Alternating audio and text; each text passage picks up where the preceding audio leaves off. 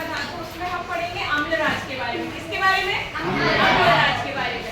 अम्लराज को हम अम्लों का राजा नहीं कहेंगे, तो आप अम्लराज से अनुमान लगाए कि अम्लों का राजा। अम्लों का राजा एस्ट्रोवेसोफोर। अम्लों का राजा कौन है?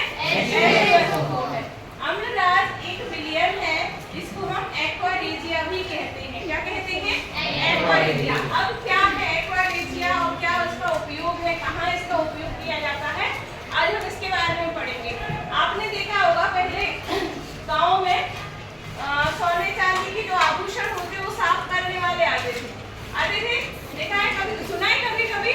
तो वो क्या करते थे, ऐसा क्यों साफ करते थे? कम पैसों में भी, सस्ते दामों में भी आपके आभूषण साफ कर देते थे और आभूषण चमक जाते थे। हाँ, सोने और प्लेटिनम को गलाने का काम करते हैं। हाँ, तो गलाने का उन्हें पता रहता है। हम साफ करवाएंगे तो हमें पता है कि क्या यूज करते हैं।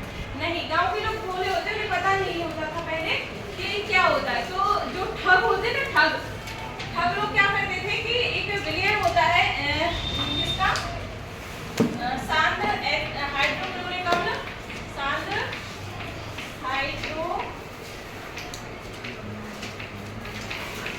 हाइड्रोक्लोरिक अम्ल और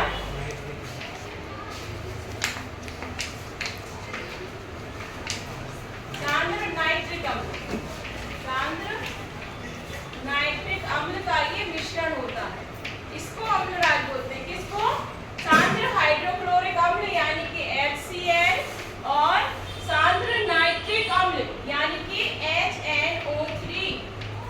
ठीक है, इसका ताजा बना विलयन, तुरंत का बना विलयन किस अनुपात में? 3:1।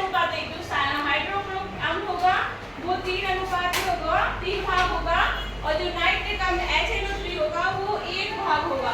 तो जब इस भाग को 3 भाग HCl और 1 भाग HNO3 मिला के जो विलयन बनता है वो कहलाता है क्या? अम्लराज। और इसकी विशेषता क्या होती है? इसका गुण होता है कि ये आपके सोने चांदी के आभूषणों को गलाने की क्षमता रखता है। किसकी?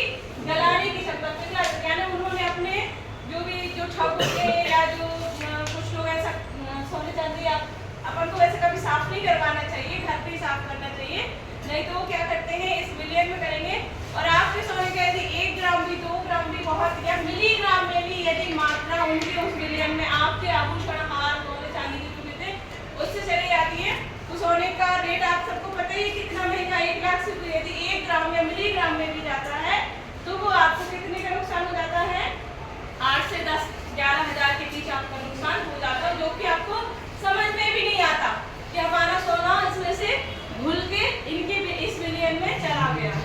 ठीक है, तो इसलिए हमें अपने आभूषणों को क्या कराना चाहिए?